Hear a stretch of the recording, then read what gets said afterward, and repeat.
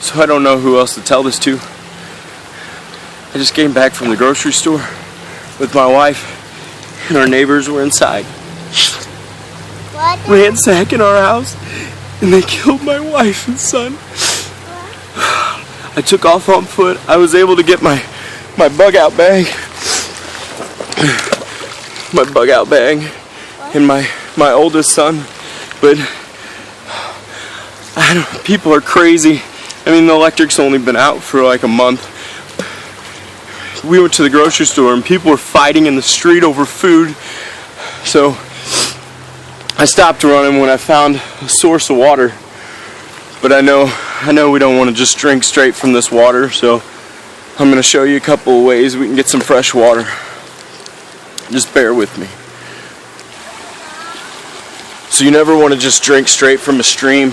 Normally, when it's running water, it's pretty safe. But you don't know if there's a dead animal up there or not, up above you. So what you want to try to do is find a low spot, like here. I just so happen to have a shovel in my bug out bag. But see how I dig and it fills up with water? See that? What? Now that water is going to be okay to drink because it's actually using the sand and the dirt to filter it. So if there's any pathogens or toxins in the water, it's going to actually filter itself out through the mud. Now, I mean, it's definitely going to be muddy.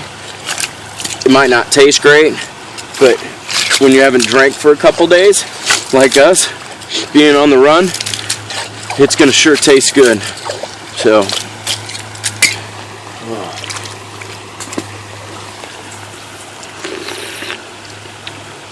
yeah, it's real muddy, but God, I needed that. Now that we've gotten a drink, and I'm pretty sure we're safe. I mean, I probably ran for a mile, so I don't think they followed us. But now that I found some water, I'm gonna go ahead and try to build us a fire, so that way I can make quite a bit more water and boil it down. That way it's not so nasty, because my son's not really wanting to drink it. So let me get some things together and I'll show you how to make a fire. Something that I always carry in my bug out bag, always carry steel wool and a 9-volt battery, and I'll show you why. So I'm going to show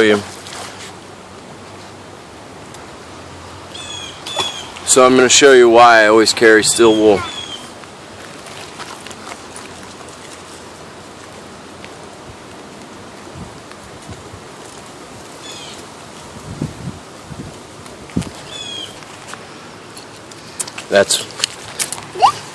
That's why I always bring my battery and my steel wool.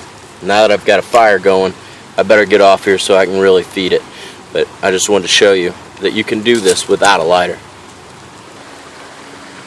So far I've got two pretty important things done. I found a source of water and I've started my fire. Now I can drink fresh water without having to dig and drink nasty water full of mud.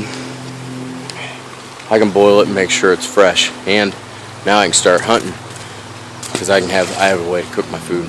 So, next thing I'm going to start looking for is a shelter. We're going to go ahead and start walking through there. Hopefully, I mean, this is a pretty rocky area.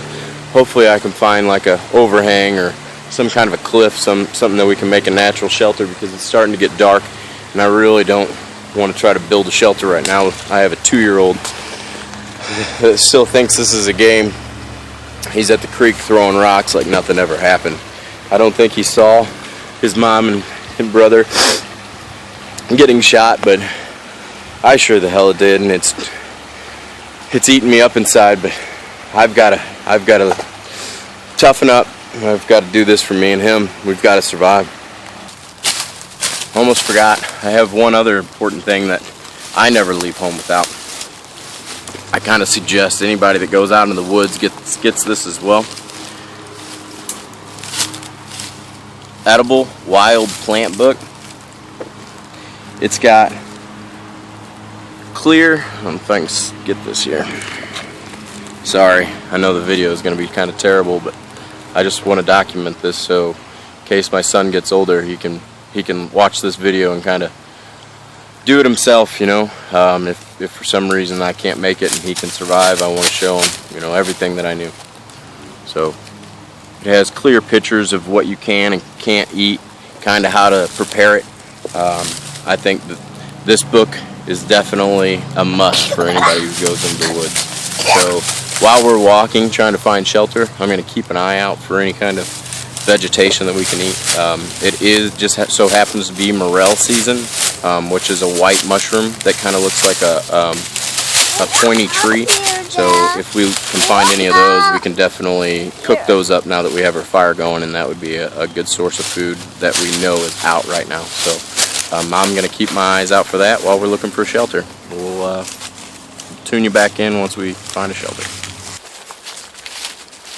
So we've been walking for a while now, no luck finding a shelter, but I think I see something up ahead. I don't know if you can see that. We'll keep walking. Come on, buddy. Yeah, it looks like it's a cliff edge, which is going to be perfect shelter for us. I'll show you when we get there. So I can't believe this. Found the perfect shelter. I mean, it goes way back in there. We'll definitely be nice and out of the weather. And then a bonus, because we did walk about 15-20 minutes from our water source. I don't know if you can see this, but that's a natural spring running right off of our shelter. Looks like something's been burrowed down in here already. See those holes? So we'll definitely need to go back and get our fire and bring it up here to keep all the coyotes and stuff away. But yeah, I mean, this is pretty much your perfect shelter. You couldn't ask for anything better. We definitely kept our eyes on the ground, or I did anyway. I mean, not too much a 2-year-old's gonna know about morels, but we didn't find any morels. And I don't see any pine trees around here, because I know if we can't find any food, we can always take pine trees, there's lots of those here in Missouri. Take those and boil them, since we do have our fire going, and make kind of a tea. At least we'll get some vitamin C, we'll get something in us. I did set some snares while we were walking here. Hopefully tomorrow we can go back and we'll have a rabbit or squirrel or something. So we'll keep you posted. So we just woke up. It's our first night staying in our shelter. I'm gonna go ahead and rinse off a little bit here in our spring. Kind of woke up.